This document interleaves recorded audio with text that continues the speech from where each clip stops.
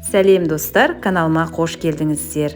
Бүгін біз тез әрі оңай қайнатпай дайындалатын құлпынай тосабын әзірлейміз.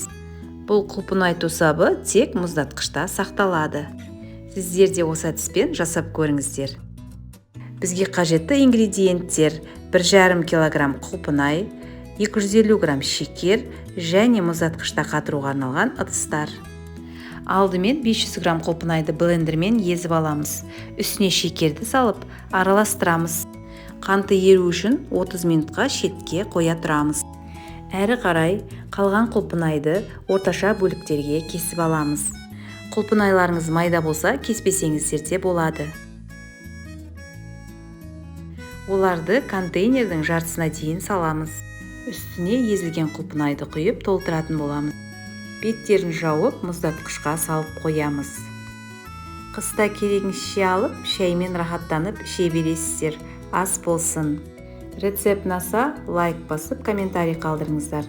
Жаңа рецепті жіберіп алмас үшін каналыма тіркеліп, қоңыраушаны басып қойыңыздар.